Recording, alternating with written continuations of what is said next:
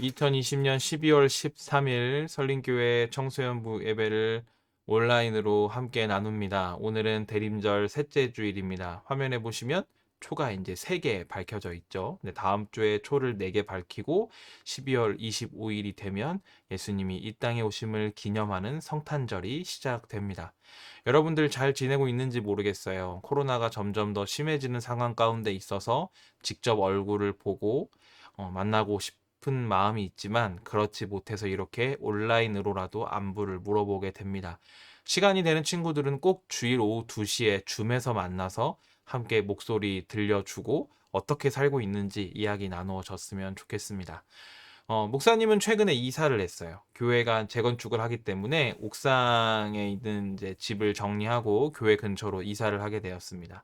근데 이제 이사를 하면서 어떤 생각을 제일 많이 했냐면, 이사는 정말 미리미리 좀 준비를 해둬야 되는 것이구나. 이삿짐을 미리미리 좀 싸두어야 되는 것이구나라는 생각을 했어요.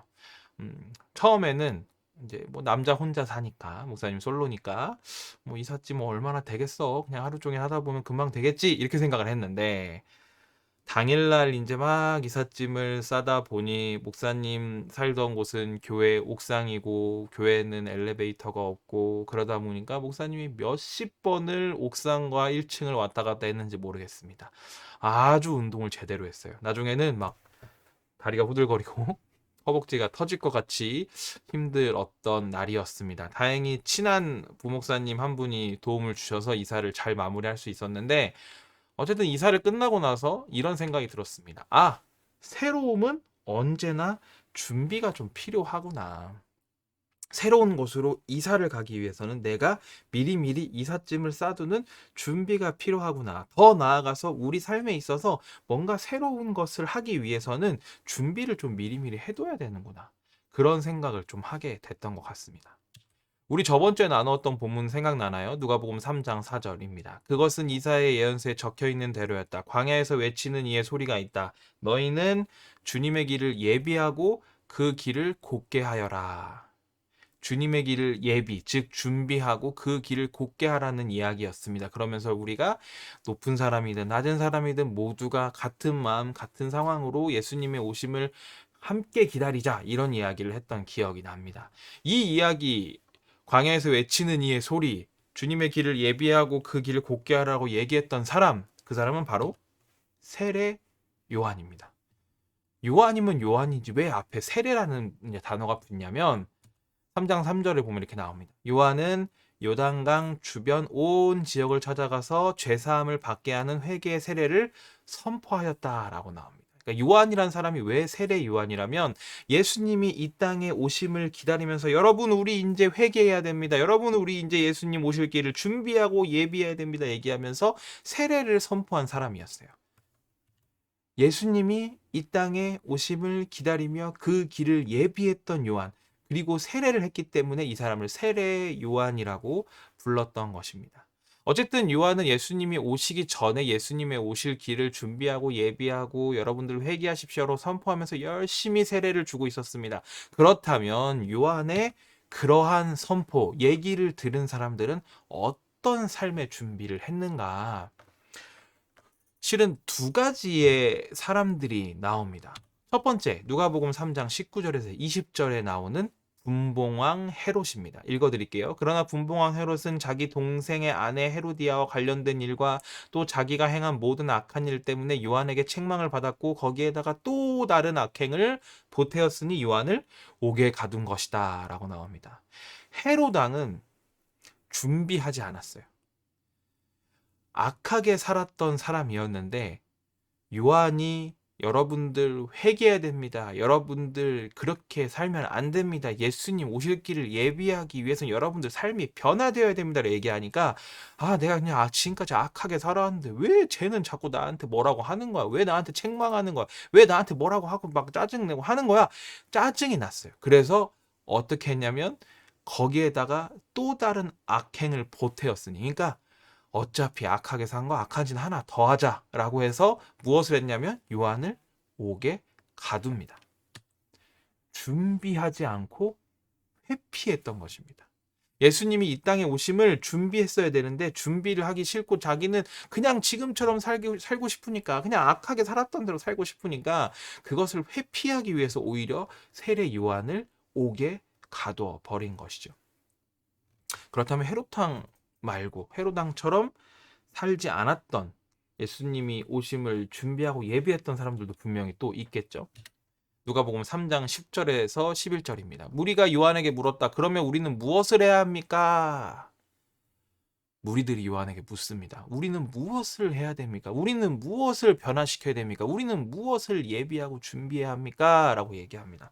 무리들만 그랬을까요? 세리들도 세례를 받으러 와서 그에게 물었습니다. 세리는 뭐냐면 그 당시 세금을 걷는 사람들이었습니다. 선생님, 우리는 무엇을 해야 하겠습니까? 라고 물어봅니다. 우리가 무엇을 준비해야 되겠습니까? 라고 물어보는 것이죠. 14절에도 나옵니다. 또 군인들도 그에게 물었다. 그러면 우리들은 무엇을 해야 하겠습니까? 군인들도 물어보는 거예요. 우리 이제 뭐 해야 됩니까? 무엇을 준비해야 됩니까? 라고 물어보는 거예요. 헤로당처럼 회피하지 않고 회개의 세례를 선포하고 전달하고 있는 요한의 말을 들으면서 그러면 우리가 지금 삶에서 무엇을 변화하고 바꿔야 됩니까? 그게 무엇을 준비하는 것입니까? 라고 물어보고 있었다라는 거죠. 그런 사람들에게 요한은 얘기합니다. 속옷 2벌 가진 사람은 없는 사람에게 뭐 하라고요? 나누어 주라고. 먹을 것도 많이 가지고 있으면 마찬가지로 그렇게 나누어 주라고 이야기합니다. 세리들은 그렇습니다. 너네 세금 거둘 때 정해준 것보다 더 받지 마라. 누군가의 것을 빼앗지 마라. 착복하지 마라. 너희 그렇게 하지 말고 세금 정해진 것만 딱 받아라라고 얘기합니다. 군인들한테도 얘기하죠. 누구를 협박해서 뭔가를 빼앗거나 속이거나 거짓으로 고소하거나 하지 말고 너희가 가진 봉급, 너희가 받은 양으로 만족하며 여겨라라고 이야기합니다. 그러니까 실은 준비라는 것은 뭐냐면 내 기존의 삶, 내가 지금까지 어떻게 살았는지를 반성하고 돌아보고 하는 가운데 내가 잘못된 것들이 있었구나. 내가 남들 것을 빼앗았구나. 내가 나눠주지 않았구나. 내가 악한 행동을 했구나. 그런 것들을 내가 깨닫고 알게 되면 결단하면서 변화시키는 것이 바로 준비라는 것입니다. 세례 요한이 열심히 예수님 오실 길을 예비하라고 했을 때 헤롯왕은 이 준비가 되지 않아서 준비하고 싶지 않은 마음에 회피했던 사람이었고, 그러나 여기 앞에 성경에 나오는 무리들과 세리와 군인들은 지금까지 내 삶을 돌아보니까 내가 잘못된 부분들이 분명히 있었구나. 그럼 예수님이 이 땅에 오심을 우리가 기다리기 위해서는 회개하고 준비되어야 되는데, 그렇다면 내가 무엇을 변화해야 될까라고 세례 요한에게 물었다는 것입니다. 사랑하는 청소년부 여러분, 우리는 무엇을 준비하고 있습니까? 예수님 오심을 기다리는 대림절에 그냥 초에다 불만 이렇게 밝히는 것으로 우리의 준비를 다 하고 있습니까? 또는 집에다 이쁘게 트리를 만들어 놓으면서 이제 성탄절이 오겠다. 이제 성탄절 기다려야지, 기념해야지 라고 하고 있습니까? 실은 예수님이 이 땅에 오신다는 것은 우리 삶이 새로워지는 것을 이야기합니다. 우리를 구원하시기 위해 우리를 사랑하셔서 이 땅에 예수님이 오시는 그 새로움을 우리가 온전히 받기 위해서는 우리가 준비해야 됩니다.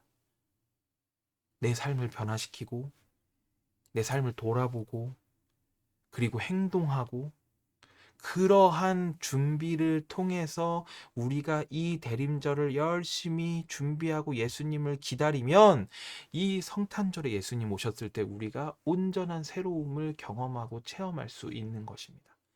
그러한 친구들이 좀 되었으면 좋겠습니다. 우리가 이 대림절 기간에 그냥 예수님 기다리자로 끝나는 것이 아니라 우리가 준비함으로 예수님 이 땅에 오시는 새로움을 기다리고 기대하고 더 나아가서 그 예수님 오시고 나서 우리가 그 새로움을 온전히 느끼고 기쁨으로 가득한 삶이 될 수 있기를 간절히 소원합니다. 그러한 청소년부 친구들 될 수 있기를 목사님도 항상 기도하도록 하겠습니다. 우리 함께 기도할까요?